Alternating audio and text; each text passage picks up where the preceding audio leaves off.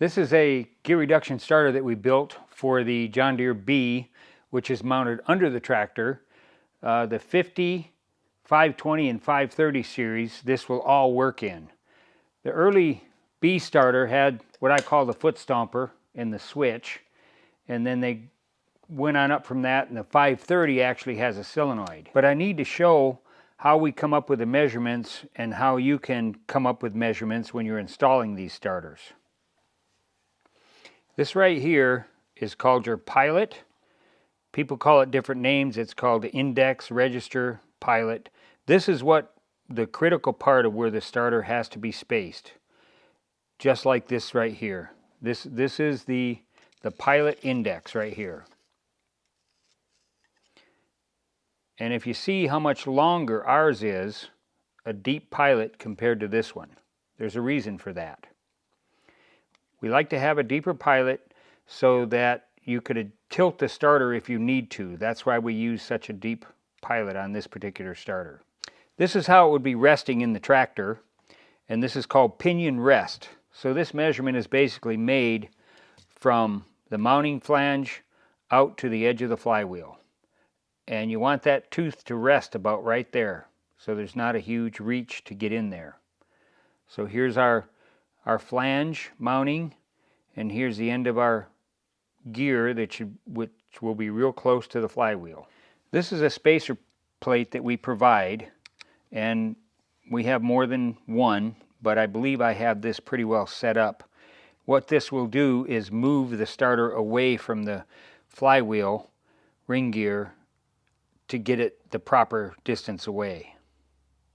This starter is going to rely on a push button to start it, so electrical push button to engage the starter.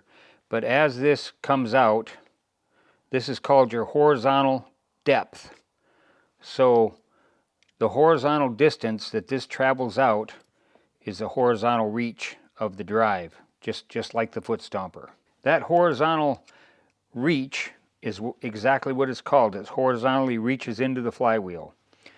This here, upward, is called the vertical reach. We want this gear, this is the root of the gear, we want that to be not touching the flywheel. So just before, that's where we want it to set.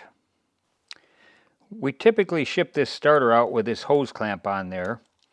The purpose for this is so that we can hold the starter drive completely out, the gear, into the flywheel and bolt the starter in and look at it.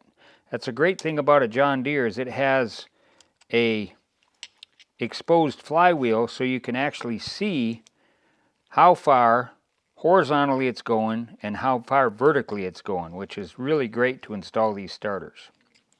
So this hose clamp holds the drive out into the ring gear flywheel, and when you bolt this starter in, it's going to be great to measure the horizontal and the vertical so that we have the correct distance.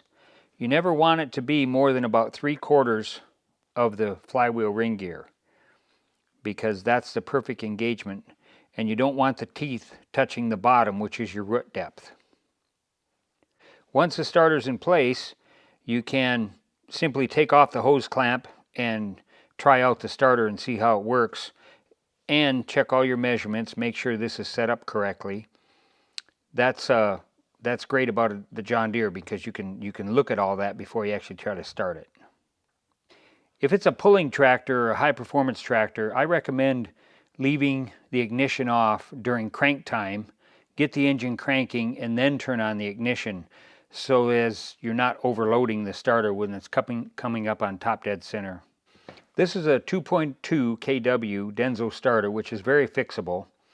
We name it by this Lester number, 4362ND. That lets us track what the customer put this on.